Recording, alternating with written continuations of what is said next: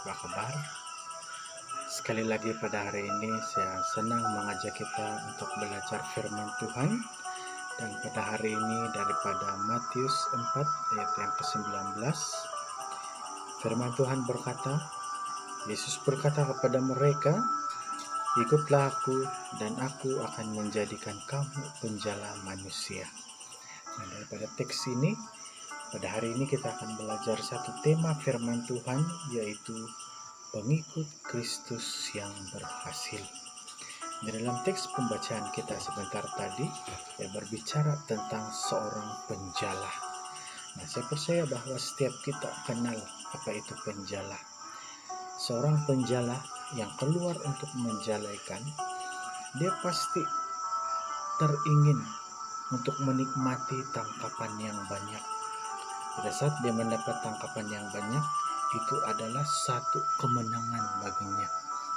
Dan pada saat dia balik dengan tangan yang kosong, pasti dia sangat bersedih, dan orang di rumahnya juga sedih.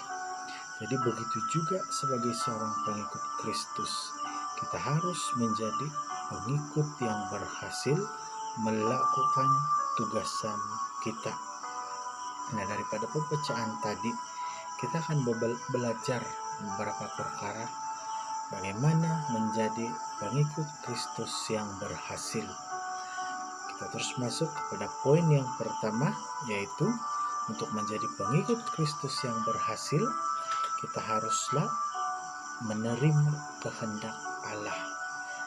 Nah, sebelum kita mau menerima kehendak Allah, kita harus kenali beberapa kehendak Allah. Ada banyak, tapi pada hari ini saya ingin cakap satu sahaja, yaitu daripada Roma 12 ayat 1.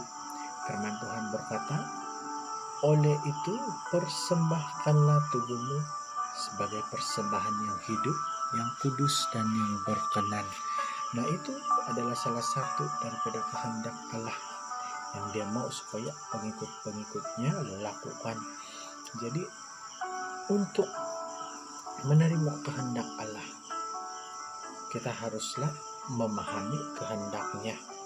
Dan setelah kita memahami kehendaknya, barulah kita tahu bagaimana kehendak Allah dan menerimanya dalam kehidupan kita.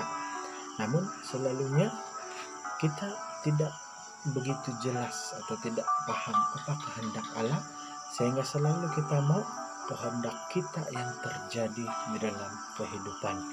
Nah, pada saat kita mau supaya kehendak kita yang terjadi, maka itulah yang menyebabkan kehidupan kita itu tidak mencapai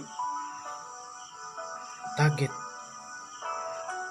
Maka menjadi pengikut Kristus pun kita tidak berhasil, karena semua yang kita lakukan itu adalah ini yang saya suka, ini yang saya suka. Kita tidak bertanya kepada Allah, apakah itu berkenan kepada Allah, apakah itu seturut kehendak Allah, apakah itu yang Allah inginkan. Nah, sebagai satu contoh, Allah pada waktu lahir sebagai manusia, yaitu Yesus, dia telah turun ke dunia dan dia berkata, "Aku datang untuk menyelamatkan." Lalu kalau kita melihat sejarah pelayanannya, Yesus tidak memandang darjat, tetapi dia mau menyelamatkan semua orang. Tetapi pada saat ini ada beberapa, mungkin segelintir ataupun banyak orang yang berkata bahwa saya ingin hanya keluarga saya diselamatkan, hanya bangsa saya diselamatkan, hanya rekan-rekan saya yang selamat. Nah, itu bukanlah suatu kehendak Allah, karena apa yang Allah inginkan adalah, "Pergilah, jadikanlah semua bangsa muridku, beritakanlah Injil ini sampai ke ujung dunia." Bermaksud Allah mau supaya firman-Nya itu diberitakan tanpa batas, tanpa sempadan. Dia mau semua orang diselamatkan. Jadi untuk menjadi pengikut Kristus yang berhasil, pahami apa kehendak Allah, dan jangan selalu berkata bahwa ini yang saya mau. Tetapi marilah kita belajar untuk bertanya, apakah Tuhan mau ini yang terjadi. Nah, poin yang kedua, yang harus kita lakukan untuk menjadi pengikut Kristus yang berhasil adalah bekerja sama di dalam pelayanan. Ini merupakan satu perkara yang sangat penting. Pelayanan tanpa ada kerjasama akan berjalan seperti satu kaki melompat-lompat. Dia tidak akan dapat berjalan dengan stabil. Nah, ada satu contoh daripada Kisah Para Rasul 25. Kisah Para Rasul 11 ayat yang ke-25. Contoh di sini adalah Barnabas. Barnabas walaupun pelayanannya itu sangat maju, dia tetap mencari rekan sepelayanannya sehingga pelayanan yang mereka lakukan pada waktu itu bertambah maju. Dan inilah sejarah pertama kali pengikut Kristus dipanggil sebagai orang-orang Kristen, yaitu sewaktu pelayanan Barnabas, di mana mereka melakukan pelayanan itu dengan kerjasama yang dihiasi ataupun dipenuhi dengan kepercayaan di antara satu dengan yang lain. Nah, pelayanan sekarang pula ada jauh bezanya. Ada banyak orang mau melayani bersama tetapi tidak meletakkan kepercayaan di antara sesama, sehingga mereka selalu pikir bahwa hanya mereka yang hebat, hanya mereka yang tahu melakukan semua. Pelayanan sebenarnya haruslah saling melengkapi dan saling memenuhi di antara satu dengan yang lain. Jadi untuk menjadi pengikut Kristus yang berhasil, marilah kita dapat memberikan kerjasama dan saling mempercayai di dalam pelayanan yang sudah dipercayakan kepada setiap kita. Seterusnya poin yang ketiga, untuk menjadi pengikut Kristus yang berhasil, kita haruslah peka terhadap masalah.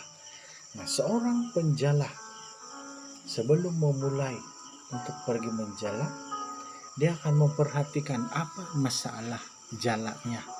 Dia akan mencari mana yang koyak menjahitnya. Dia bersiap sedia sebelum menempuhi perjalanan.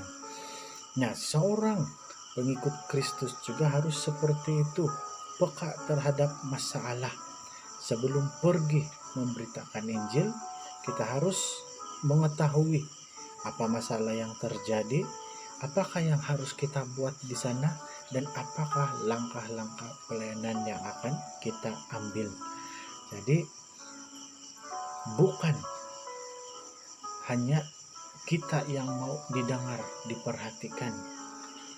Untuk menjadi pelayan yang berhasil, kita bukan setakat menjadi seorang penerima, tetapi kita harus menjadi seorang pemberi, dan kita harus menjadi seorang pemerhati, dan bukan selalu mahu diperhatikan.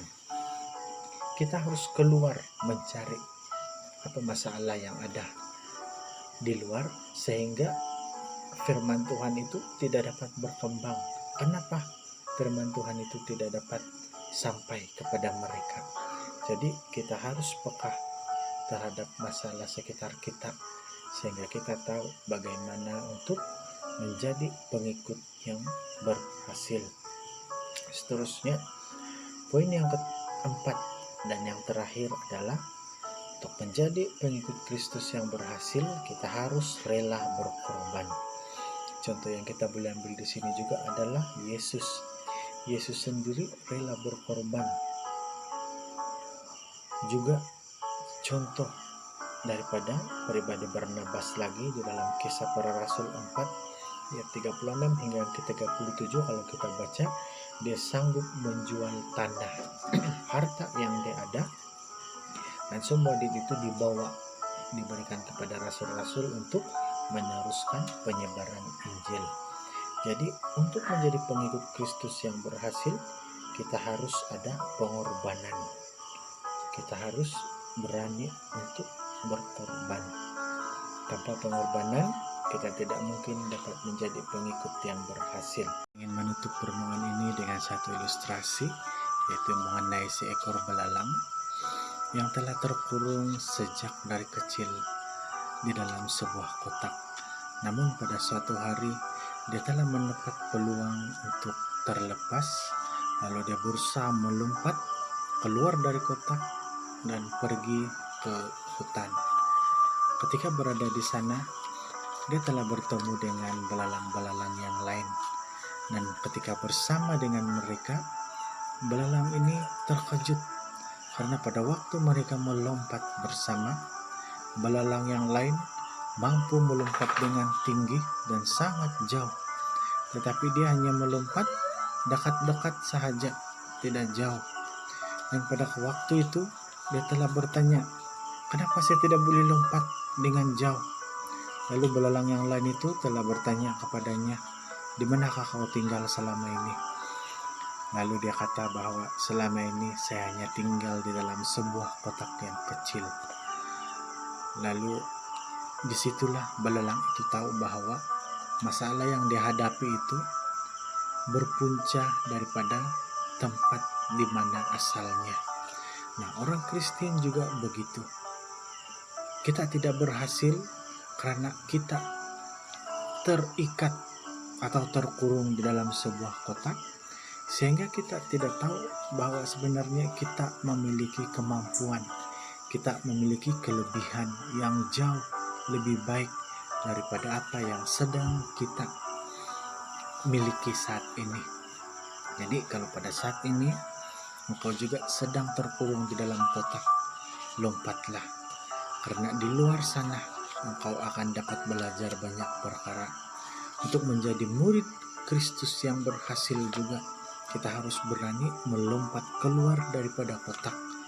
Karena walaupun kita merasa kita tidak mampu untuk melakukan poin-poin yang sudah kita sama-sama belajar sebentar tadi, pada saat kita berada di luar kotak, kita akan belajar banyak perkara yang baru, dan sudah semestinya kita pun mampu melakukan kehendak Allah, sehingga kita juga dapat menjadi murid Kristus yang berhasil. Yaitu saudara-saudara jemaat Tuhan yang dikasihi, marilah kita belajar untuk mengenali karakter kita, diri kita, dan juga apa sebenarnya yang mampu kita buat. Jangan pernah sia-siakan karunia Tuhan yang Dia sudah berikan di dalam hidupmu. Jadi renungan sampai di sini, mari kita berdoa. Bapa Surgawi, bersyukur untuk firman-Mu. Kami tahu Engkau ada bersama, Kau memberkati kami yang mendengar. Berikanlah kami kekuatan, kami percaya Kau selalu beserta dengan kami, sehingga kami dapat menjadi pengikut yang berhasil seperti yang Engkau ingini. Dalam nama Tuhan Yesus ini doa kami. Amin.